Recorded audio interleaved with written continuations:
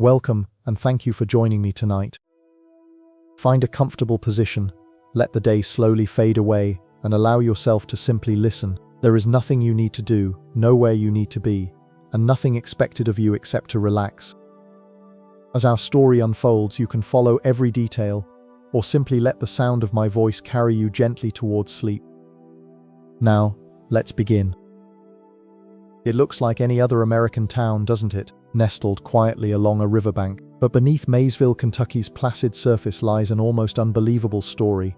A story of liquid wealth and devastating loss. A story about how an entire town was nearly drowned in a flood of whiskey. How could something like that possibly happen? For much of the late 1700s and early 1800s, Maysville wasn't just another stop on the map, it was the place to be if you were moving goods up or down the Ohio River. And what flowed through this vital artery more than anything else? Whiskey. This town became a booming center for its production, a critical point in America's early economy. Take a look at this map, notice how the Ohio River snakes through such fertile, low-lying land. These are floodplains, areas naturally prone to inundation, and dotted all across that landscape were distilleries, producing and shipping vast quantities of whiskey. It's easy to imagine why so many chose this area. But did they understand just how vulnerable they were? These weren't just any businesses, whiskey was liquid gold for Maysville. These old advertisements, these ledger books, they tell the story of an economy built entirely around this one commodity. Every barrel shipped meant another dollar in the town's pocket, and a brighter future for its families. So how was this liquid gold actually made?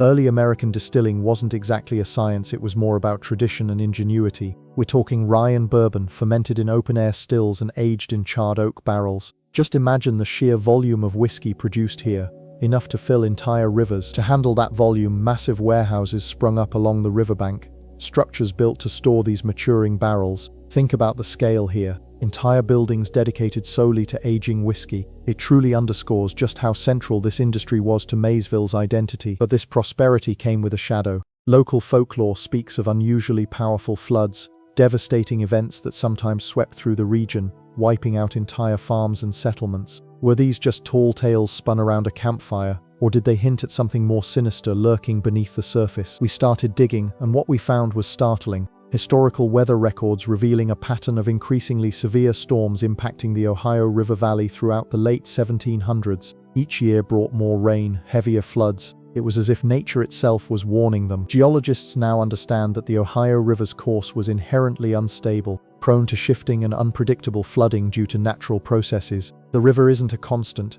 it moves, it changes, and sometimes those changes are catastrophic, and Maysville sat squarely in its path. Finally, after deliberation, a verdict was reached, a landmark decision holding Majestic Distillery liable for negligence and environmental damage. The ruling established new precedents for corporate responsibility, ensuring companies would be held accountable for prioritizing profit over safety and community well-being. Has justice finally been served? Or will the scars of this tragedy forever linger in Maysville's memory? The courtroom fell silent as the judge delivered the verdict. Liable, yes. But the damages were a fraction of what Maysville had hoped for. A collective groan rippled through the gallery, years of struggle, loss, and shattered dreams seemingly reduced to a single line on a legal document. Was this justice? Or just another chapter where corporations could skirt accountability? The initial disappointment quickly morphed into something sharper: anger. Attorneys specializing in environmental law voiced their fears, warning that this wasn't just about Maysville. It was a signal, a dangerous precedent suggesting profit could outweigh public safety. How many other communities were vulnerable, and how long before corporations learned they could inflict damage and walk away with minimal consequences? Then something shifted. A quiet hum of defiance began to build. For years, fear had kept them silent, the threat of losing jobs or facing legal action. But now, former distillery employees started coming forward, whispering stories of corners cut and warnings ignored. What secrets were they finally willing to reveal? And who would be brave enough to speak truth to power? One former engineer's testimony was particularly damning. He detailed how repeated warnings about the aging infrastructure, warnings that highlighted the very risks which materialized, were dismissed by upper management. Production quotas, it seemed, took priority over safety. Did those in charge actively cover up the dangers to protect their bottom line? Or were they simply negligent? The special inquiry into regulatory corruption unearthed something even more disturbing: a pattern of lavish gifts and trips showered upon officials overseeing the distillery's operations. Expensive vacations, elaborate dinners, What did these individuals receive in exchange for turning a blind eye? Was this simple bribery or something deeper? The lead investigator revealed that the CEO's predecessor had been embroiled in similar questionable dealings, a web of favors and influence stretching back years. This wasn't an isolated incident, it was a deeply ingrained culture. How far did this corruption reach? And who else was complicit? The town's mayor, once a staunch defender of the distillery, now faced mounting pressure to resign. His past acceptance of campaign donations suddenly cast him in a harsh light. Could he salvage his reputation? Or would he become another casualty of this unfolding scandal? Amidst all the legal battles and investigations, something hopeful emerged. A small group of residents began organizing, a community-led initiative aimed at rebuilding Maysville's infrastructure and economy from the ground up. Could they overcome the immense challenges that lay ahead? And could their spirit of resilience inspire others? The initiative focused on attracting sustainable businesses, promoting Maysville's history and resilience to draw tourists, and creating job training programs for displaced distillery workers. A new vision for the town's future was taking shape. But would it be enough to provide lasting stability? Of course, back then they didn't know any of this. Construction techniques were rudimentary, inadequate flood defenses were common simply because resources and understanding were limited. They built where it was convenient, where the river offered easy transport. But did they build safely? A local artisan demonstrates how they're using reclaimed materials from the flood damage to create unique crafts, a tangible symbol of Maysville's commitment to repurposing and renewal. What new traditions will emerge from this tragedy? And what stories will future generations tell about the town that refused to be buried? The years that followed were difficult, marked by grief and lingering doubts. But from this hardship emerged something remarkable: shared stories. Families gathered, recalling lost loved ones and piecing together memories, honoring the lives they'd known. Community events blossomed, a quiet testament to resilience, not about forgetting but remembering together, finding solace in collective remembrance and slowly, tentatively beginning to heal. We recently returned to Maysville, seeking out some of those children from 35 now grown. They've built lives and families, but the flood left an indelible mark. How did witnessing such devastation shape their perspectives? One woman confessed it instilled a deep sense of responsibility. Another spoke of resilience through loss. What lessons had they truly taken away from that catastrophic day? The whiskey flood isn't just history in Maysville, it's an ongoing lesson, and Mr. Henderson, a retired history teacher, made sure of that. For decades he taught his students about the flood, not merely as a disaster, but as a stark reminder of corporate greed and environmental consequences. It became a cautionary tale emphasizing ethical behavior and responsible stewardship of our natural resources. The community felt strongly about preserving the memory, so when the town council formally designated the Whiskey Flood Memorial as a historical landmark, it was met with widespread applause. But what symbols would this landmark embody? Not just devastation but resilience, not just loss, but hope for the future. How will Maysville ensure this story continues to be told? Recognizing the ongoing risk, scientists and engineers presented detailed plans for significantly improved flood defenses, incorporating modern technology and proactive strategies. It's about more than just building higher levees. It's understanding the river's behavior, predicting potential threats, and creating a system that protects Maysville from future disasters. How can they truly prepare for what might come? Maysville's story isn't unique. Across America there are other forgotten disasters, tragedies born from corporate negligence and lax oversight. From Love Canal to Bhopal, the pattern is often chillingly similar. Prioritize profit over people, ignore warnings, suffer catastrophic consequences. What other communities carry burdens like this? The legal battles surrounding the whiskey flood raised profound questions about corporate accountability. Can companies be held responsible for environmental damages long after the fact? And will this case finally influence legislation forcing stricter regulations and penalties? What reforms are truly needed to prevent tragedies like this from happening again? Years after the initial inquiries, a significant development emerged. The former regulatory official accused of accepting bribes from the distillery was formally indicted on multiple charges of corruption. The accusations paint a disturbing picture and raise serious questions about who knew what and when. What does this indictment signify for Maysville's search for justice? A new chapter began for the distillery itself, with the appointment of a fresh CEO promising transparency and a renewed commitment to community safety. Can this company truly rebuild trust after years of damage, or is it simply an attempt at public relations? The people of Maysville are watching, waiting. Imagine a time when disaster felt survivable. A flood like that of 1788, it was devastating certainly, but it also revealed an unexpected resilience within Maysville. This illustration shows those early days. Damage, yes, but a community determined to rebuild, stronger each time. They'd faced floods before, and they'd always bounced back. Little did they know that the winter of 1809-1810 would bring something entirely different. Returning to the Whiskey Flood Memorial today, it's clear that Maysville is moving forward, slowly, yes, but steadily. Flowers bloom where grief once reigned. Children play where tragedy unfolded. It's a testament to the enduring strength of community and unwavering hope for a brighter future. But will they ever truly forget? Rebuilding isn't just about bricks and mortar. It's about faith. In your neighbors, in yourself. Sarah Miller, whose family shop was swept away, remembers the outpouring of support. People showed up with shovels, with food, with hope, she says. That kindness, that's what kept us going. It's a lesson Maysville hasn't forgotten, but can perseverance truly erase the scars of such devastation? What does it even mean to persevere after losing everything? Now, Maysville celebrates its heritage with an annual festival, a vibrant display of music, food, and storytelling. It's become a draw for tourists, curious to experience this resilient community firsthand. The hope is that it will transform perceptions, showing the world what Maysville represents, not just tragedy but enduring strength. Could this festival be more than a party? Will Maysville become a symbol of hope rising from disaster? This town, it's everything to me, says young Emily Carter, who we first met as a frightened child during the flood's aftermath. I want Maysville to be safe for everyone. Her simple words encapsulate the dreams of an entire generation, yearning for stability and opportunity. But where will these children go? What future awaits them in a town still grappling with its past? The sun dips below the horizon, casting a golden glow over Maysville.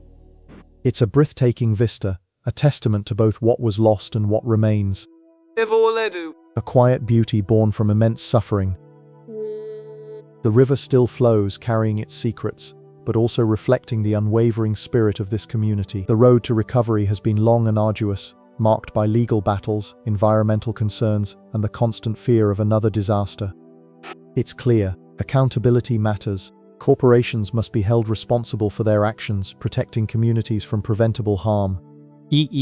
But what lessons must we remember before history repeats itself? The Maysville disaster wasn't an anomaly. Archival news footage reveals a disturbing pattern: similar distillery accidents, catastrophic flooding across the nation's industrial heartland. The echoes of tragedy reverberate through time. So when did safety become secondary to profit, and what was lost each and every time? Historian Dr. Eleanor Vance explains how Kentucky's rapid industrialization prioritized whiskey production above all else. Regulations were lax, she says. Environmental impact was ignored. The relentless pursuit of profit created a dangerous precedent, one that put communities directly in harm's way. Creating a dangerous precedent, but who bore the cost? A current legal case, Miller v. Sterling Distillers, mirrors the events in Maysville with accusations of negligence regarding flood control measures. The fight for accountability continues, but will justice finally be served? What will be the outcome of this crucial battle? Sarah Thompson, whose family lost everything in the flood, now leads community preparedness programs and advocates for stricter distillery regulations. It's about ensuring this never happens again, she insists. Trauma can be a paralyzing force, but it can also ignite action. How do you transform pain into purpose? The following winter was brutal. It felt endless, didn't it? Just unrelenting. The months dragged on, and snow piled higher across Kentucky and the Ohio River Valley. This wasn't just a typical cold snap. It was something different, something that would have profound consequences for Maysville's future. An unusually heavy snowfall was about to set in motion events no one could predict. As we pull back from Maysville, its beauty and resilience remain, but the shadows of the past linger. Across Kentucky and beyond, distilleries operate alongside vulnerable communities. The story of Maysville serves as a stark reminder: vigilance is not optional. Accountability is essential. And where else are these risks lurking? Meteorological records, rare as they are for this period, confirm it. An unprecedented amount of snowfall blanketed the Ohio River basin. We're talking record-breaking levels. It felt normal at the time, a harsh winter. But that snowpack was accumulating like a loaded spring, a giant reservoir waiting to unleash its power.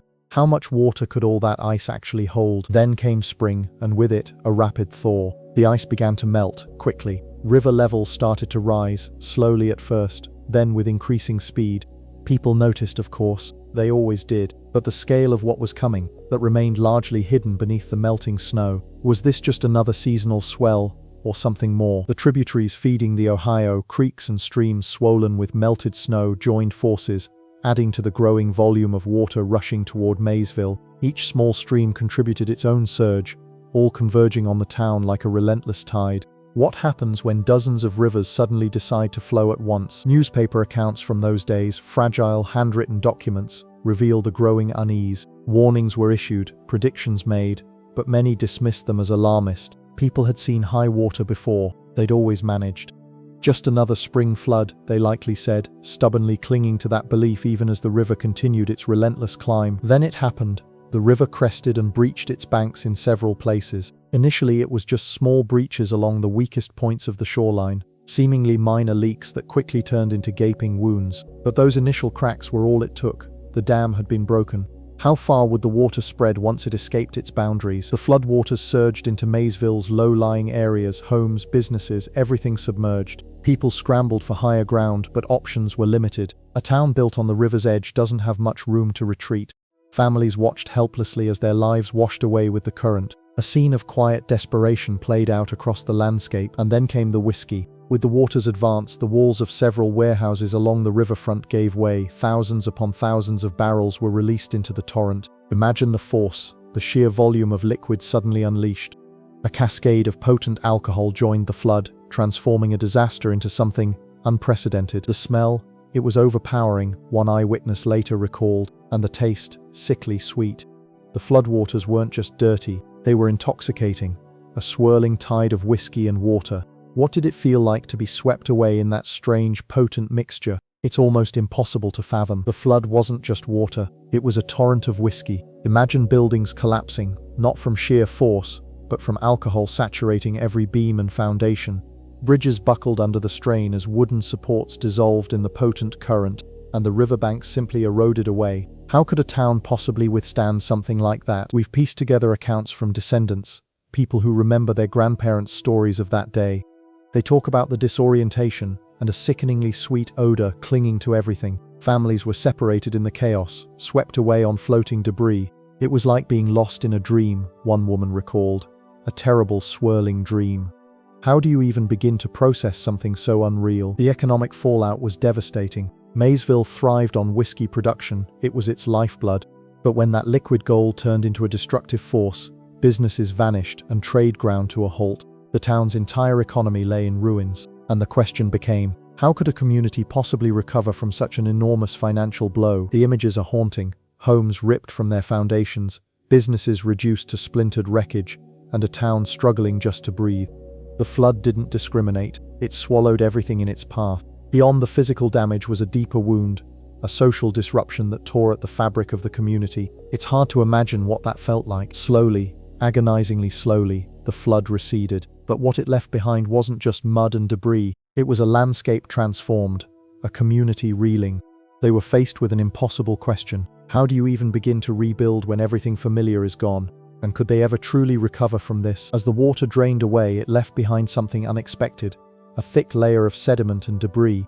Clinging to everything was the unmistakable smell of whiskey. It wasn't just an odor, it was a contaminant, raising immediate concerns about the town's drinking water and the health of its residents. What kind of long-term problems could this create? The initial cleanup was overwhelming. The sheer volume of alcohol-soaked materials made it nearly impossible to even begin sorting through the wreckage.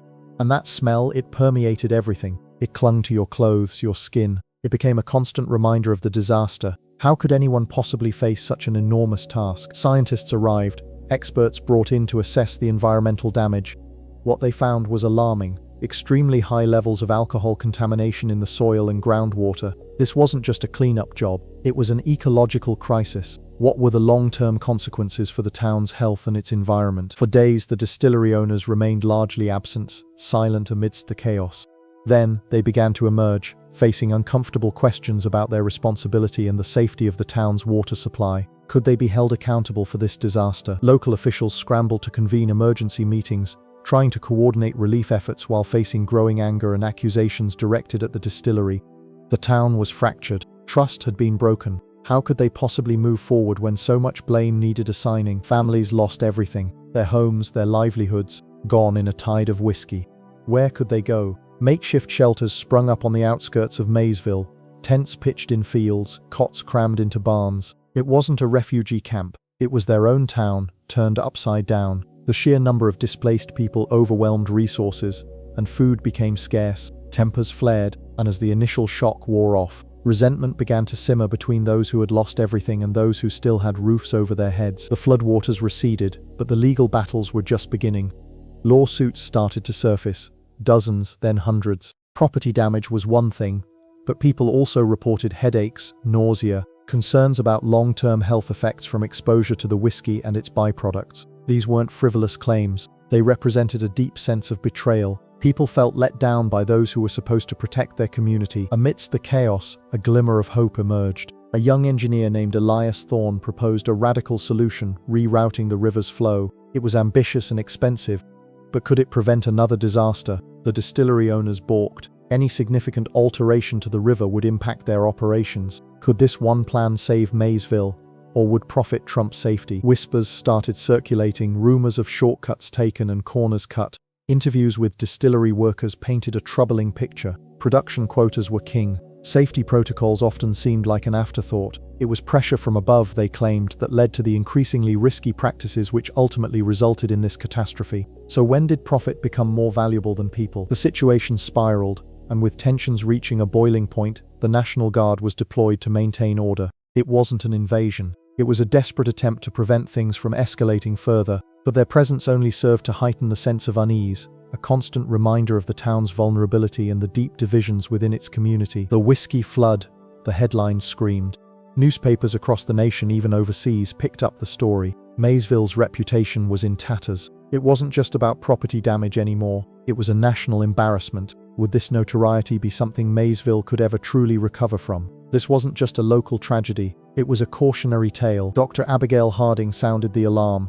An unsettling increase in alcohol-related illnesses among children exposed to the floodwaters, not just minor discomfort, but serious medical issues. This revelation ignited a fresh wave of anger and accusations. It was one thing to lose your home, it was another to risk the health of your children. The distillery owners offered what seemed like an olive branch, a public apology and a pledge of financial support for rebuilding efforts. But was it genuine remorse, or simply damage control? Many residents remained skeptical, their trust shattered by the events that had unfolded. The gesture felt hollow. Promises were easy to make, but could they be kept? Digging through old records revealed a disturbing pattern. Similar incidents, smaller whiskey releases, near misses, had occurred at the distillery in previous years. Warnings were ignored and concerns were dismissed. It wasn't an accident, it was negligence, repeated over and over again. A history of cutting corners. The fate of Maysville now rested on a single vote. Should the river be diverted? It was a moment of reckoning, long-term safety versus short-term economic gains. The room was silent, every eye fixed on those about to decide the town's future. Would they choose progress or perpetuate the past? What would they choose? The plan was ambitious, to reroute the Kentucky River, diverting its flow and reducing flood risk. Animated diagrams showed how engineers proposed a new channel cutting through farmland and wetlands, a massive undertaking promising protection but also threatening established routines. The distillery's water source would be altered, impacting their operations significantly. Concerns arose about the delicate balance of the local ecosystem. Disrupting the river's natural course could have unforeseen consequences for wildlife and plant life too. The vote came down to a single ballot, a razor-thin margin past the river diversion project. Celebrations erupted amongst those who saw it as salvation, a way to secure Maysville's future. But for others, the prospect of lost jobs at the distillery and disruption to livelihoods sparked fierce protests. "This isn't progress, it's destruction," one local farmer shouted, his voice echoing through the town square. Then came the digging. Construction began, a monumental effort requiring hundreds of workers and an enormous influx of resources. Steam shovels roared, blasting through rock and earth, reshaping the landscape itself. Could they finish this colossal project before another devastating flood hit? The pressure was immense. Everyone knew failure wasn't an option, but the distillery owners weren't backing down. They challenged the legality of the diversion, taking their case to court. They argued it infringed upon their property rights and would cripple their business. "This isn't about safety, it's about power," declared their lead attorney in a fiery speech. The outcome of this legal battle hung heavy over Maysville, threatening to derail the entire project. Amidst the uncertainty, something unexpected began to bloom: a grassroots movement. Ordinary citizens started questioning not just the river diversion but the nature of industrial progress, demanding stricter regulations on alcohol production and stronger environmental protections. "We can't keep sacrificing our land and water for profit," declared one young activist. Could this fledgling movement enact meaningful change? The devastation had taken its toll, but it also fostered an unexpected sense of community. Stories began to surface, tales of neighbors helping neighbors rebuild homes, sharing food and resources, offering comfort in times of profound loss. "We lost everything," one woman recalled, "but we found strength in each other." It was a testament to the enduring spirit of Maysville. The courtroom delivered its verdict. The river diversion project was legal. The judge upheld the local government's authority to prioritize public safety even if it meant restricting private property rights, a victory for the town's plans. But what about the long-term consequences? Had they truly solved the problem, or just delayed an inevitable reckoning? A memorial was erected, a simple stone monument bearing the names of those lost in the flood, and an inscription reminding everyone of the importance of responsible industrial practices. It served as a solemn reminder of what had been sacrificed, and a commitment to preventing future tragedies. "Let this be a lesson," the inscription read. Finally, after years of back-breaking labor, the river diversion project was complete. Maysville now had a degree of protection from future flooding, but had they truly learned their lesson? The scars remained, both visible and invisible, etched into the landscape and the hearts of its people. Years passed. Maysville struggled to regain its former prosperity, forever marked by the flood and the difficult choices it forced them to make. A constant tension existed between progress and preservation. What does the future hold for this town, caught between honoring its past and embracing an uncertain tomorrow? The river diversion seemed like victory, didn't it? Maysville was safe from another catastrophic flood, but nature doesn't shrug and move on. That altered flow starved farmland downstream of vital water, fields withered and crops failed. Suddenly, the town's salvation became their curse. The resentment began to simmer, echoing arguments about who gets prioritized when economic survival clashes with environmental well-being. The protests started quietly at first. Farmers gathering in dusty town squares, placards raised high. "Maysville's safety shouldn't mean our ruin," they chanted. It felt familiar, like a replay of earlier debates about industrial progress versus the cost to surrounding communities. But this time, something felt different. A growing anger fueled by years of feeling ignored. How far would these farmers go to reclaim what they believed was rightfully theirs? Digging through old newspaper archives is startling. It's revealing how little has changed. Back in the 1920s, a timber mill faced similar accusations of prioritizing profit over people. Communities downstream suffered from polluted waterways and depleted resources. It was dismissed then as progress. Now, it's viewed through a harsher lens. A pattern emerges, a recurring cycle of unsustainable development leaving scars on the landscape and its inhabitants. The farmers' initial protests attracted attention, and more than just from local media. A coalition began to form, broadening their demands beyond restoring water flow. They wanted stricter environmental regulations for all industries in the region, a comprehensive overhaul of how development was assessed and approved. But could this fragile alliance hold together when faced with powerful opposition? Then he arrived. Elias Thorne, a young lawyer from out of town, offering his services pro bono. He promised to fight the corporations and champion the underdog.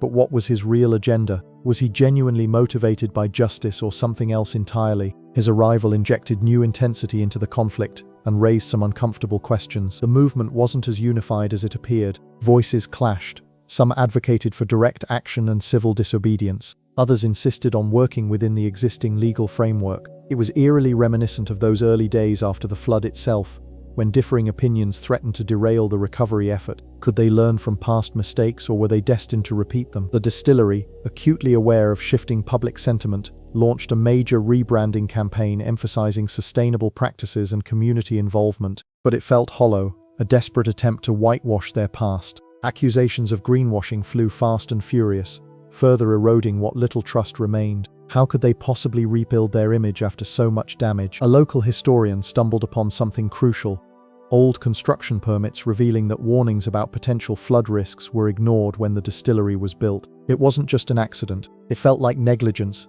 a blatant disregard for public safety. Suddenly, questions of accountability began to surface. Was someone responsible for this tragedy? Elias Thorne fired the first shot, a lawsuit against the distillery seeking compensation and demanding stricter regulations. The stakes were high, a legal battle that could reshape the region's industrial landscape, but would he be able to prove negligence? Could justice truly prevail? The distillery wasn't backing down. Their lawyers argued the flood was an act of God, an unpredictable event. They also claimed Maysville's river diversion project had exacerbated the situation, shifting blame. The courtroom would become a battleground, and the fate of the region hung in the balance. The courtroom was packed. Families who'd lost everything sat listening as neighbor testified against neighbor. Mrs. Henderson spoke of watching her barn and years of hard work swept away in a tide of whiskey. It wasn't just property, it was their livelihoods, their history, gone. The sheer scale of the devastation felt almost incomprehensible, but what truly brought tears to people's eyes was hearing how they were treated afterwards. Ignored by officials who seemed more concerned with protecting someone else. Suddenly a name emerged. Alistair Finch, CEO of the Kentucky Star Distillery. It turned out he'd made substantial donations to several local politicians in the years leading up to the river diversion project, and those same politicians had consistently downplayed the potential for flooding, pushing through permits with barely any scrutiny. So when did this seemingly innocuous development project turn into a liability? The question hung heavy in the air. What exactly were they trying to hide? The news hit like another shockwave.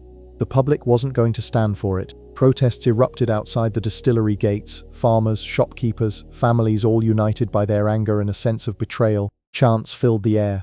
Justice for Maysville.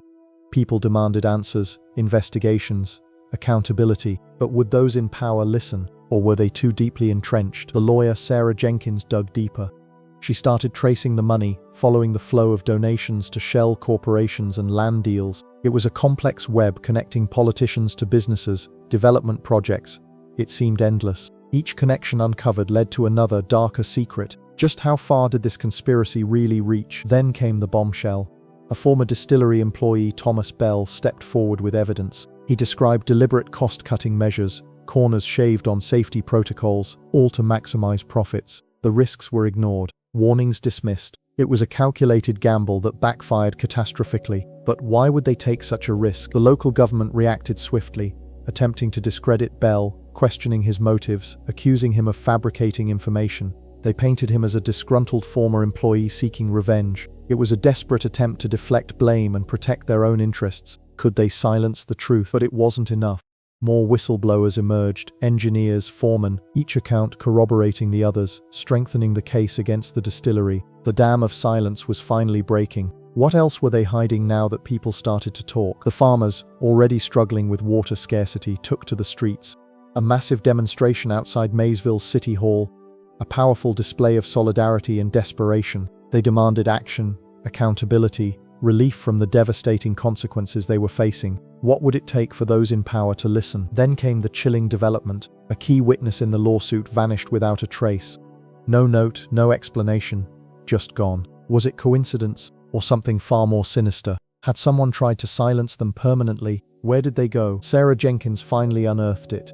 Buried deep within the river diversion project's agreement was a hidden clause. It allowed the distillery to operate with significantly reduced environmental oversight, a loophole that effectively shielded them from accountability. But who wrote this clause, and what did they hope to gain? The town square felt heavy that day. A low sun cast long shadows as residents gathered, not in protest this time, but for something different. It was a symbolic reburial ceremony. Soil, representing the whiskey flood's legacy, was carefully placed at the foot of the memorial. A quiet act, meant to signify Maysville's desire to move forward and finally shed its tragic past. But will it be enough? Will this small gesture resonate beyond the town limits and truly begin a healing process? Inside the Mason County Courthouse, anticipation hung thick in the air. The lawsuit against the distillery was nearing its end. Years of legal wrangling boiled down to this single hearing, a moment that could redefine Maysville's future and set a precedent for corporate accountability. What's at stake isn't just money, it's justice, reputation, and the very soul of this town. Then came a surprise. During the hearing, a bombshell dropped. Previously unseen documents emerged. They pointed to internal distillery memos dating back decades before the flood. These weren't just warnings. They detailed known risks of catastrophic flooding along Paddy's Creek. Yet, seemingly nothing was done. The implications were staggering. suggesting the distillery prioritized profit over safety, knowing full well the potential consequences. The courtroom fell silent as the judge announced his decision. It wasn't what anyone expected. He ruled against the residents on several key points, citing technicalities and limitations of existing law, but he also ordered a full environmental impact study of the distillery's operations. A partial victory that left everyone wondering, was it a concession to corporate power or a calculated step towards true accountability? Will this compromise satisfy anyone? Back at the Whiskey Flood Memorial, the stone felt cold under the evening sky. It stood as a constant reminder of the town's tragedy, a physical manifestation of loss and hardship, but it was also becoming something else, a symbol of hope, resilience, and the long fight for justice. Yet, is this monument enough to truly heal decades of trauma? The judge's decision sent shockwaves beyond Maysville. News vans lined the streets. Reporters clamored for interviews, turning this small town into a national story overnight. Social media exploded with opinions, speculation, and accusations. The question on everyone's lips: what does this mean for Maysville's future? And more importantly, what does it say about corporate responsibility? The distillery's response was swift and carefully crafted. A press release appeared online, emphasizing their commitment to safety, downplaying the severity of the findings, and hinting at a potential appeal. It was an attempt to reassure investors and minimize damage to their reputation. But had they truly learned anything from this ordeal? Local historian Martha Elkins unearthed something truly remarkable. Archival footage from the original flood, grainy silent film showed the raw chaos. Buildings collapsing into the surging whiskey-laden waters, families desperately clinging to rooftops. It was a visceral reminder of the stakes involved and the human cost of corporate negligence, a grim glimpse into a forgotten tragedy. The lawyer seized on the distillery's carefully worded statement. He argued that it was another blatant attempt to control the narrative and deflect responsibility, a continuation of their disregard for the community's well-being. His words ignited further outrage among residents, fueling a renewed sense of determination to fight for justice. Then came whispers. Allegations from former distillery employees claimed they'd been pressured to ignore safety concerns and falsify environmental reports. Accounts of a culture of silence and intimidation began to surface. But are these credible accusations? And if so, what else has been hidden for years? Ethel May remembers the day, the roar of the water, the smell of whiskey thick in the air. She lost her brother then, swept away by the flood. He loved to fish, she says, her voice catching, and he never came home from that day. Maysville has always been a town built on resilience, facing hardship with quiet determination. But even the strongest spirits can be tested. A team from Riverwatch Analytics arrived, independent scientists determined to uncover what was truly polluting the Kentucky River.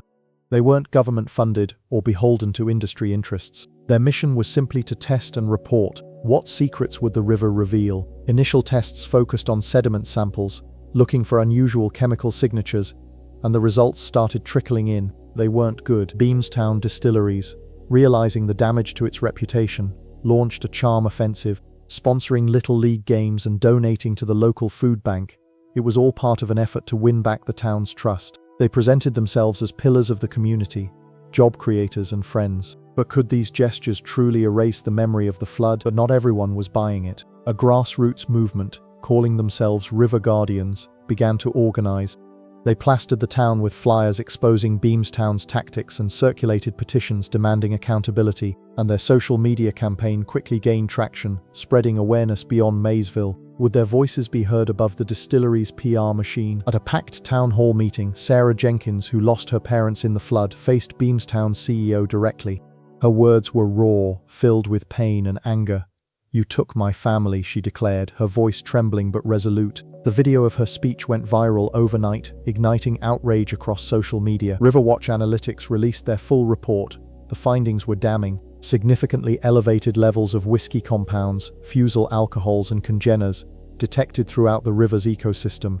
These weren't just aesthetic pollutants. They posed a serious long-term health risk to both wildlife and people. What would this mean for Maysville's future? The state's Environmental Protection Agency launched an official investigation. Subpoenas were issued, records demanded.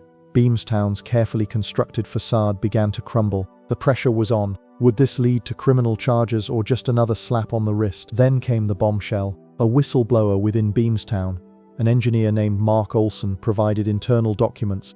These revealed a deliberate, long-term strategy to circumvent environmental regulations and prioritize profits over public safety. What other secrets were buried deep within those files? Attorney Eleanor Vance prepared for a new legal battle. one that would seek to hold Beamstown accountable for its negligence and secure compensation for those affected by the flood.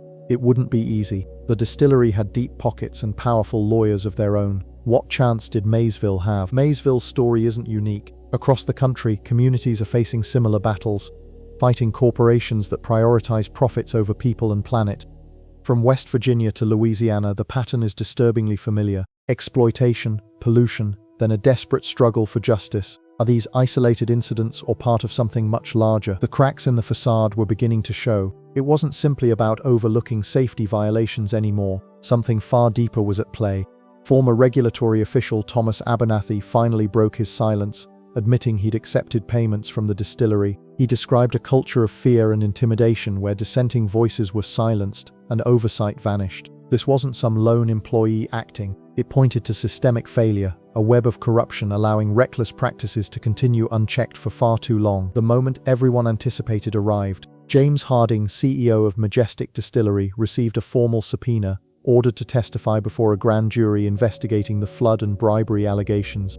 Would he cooperate, or would he stonewall, hide behind lawyers and deflect blame? The eyes of Maysville, and now the nation, were fixed on him. His decision held immense weight. It could determine his company's fate and potentially expose a network of wrongdoing. Harding took the stand, attempting to portray himself as an innocent bystander, a victim of circumstance and disgruntled employees. He claimed ignorance regarding many questionable distillery practices, insisting he was focused on growth and innovation, but his testimony quickly began to unravel. Dates didn't match up. Details shifted under questioning. The carefully crafted narrative started to crumble before their eyes. Then came Eleanor Vance, the distillery's former environmental engineer, a whistleblower who risked everything to expose the truth. Her testimony directly contradicted Harding's claims. She detailed instances where he personally approved cost-cutting measures jeopardizing safety protocols. Vance presented irrefutable evidence of his involvement in bribery schemes. His carefully constructed image shattered, leaving him exposed and vulnerable. Could he possibly recover from this? News of Harding's potential bribery involvement exploded across the media,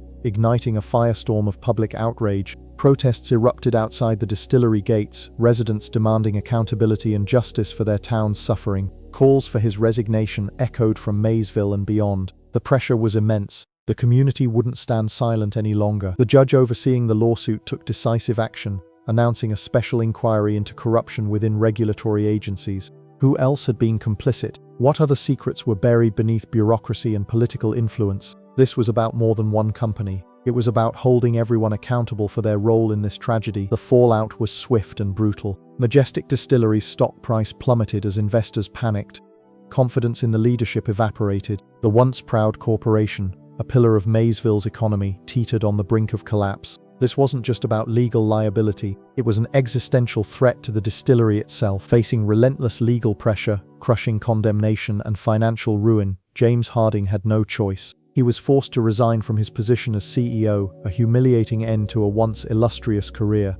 But would this single act be enough to appease the community? Could a resignation truly erase the damage that had been done? We return to the Whiskey Flood Memorial, now adorned with messages of hope and resilience scrawled on stones and planks. People left flowers, notes, and tokens of remembrance. But what does Maysville's future truly hold? Can a community shattered by betrayal ever fully heal? What lessons can be learned from this devastating chapter in American history?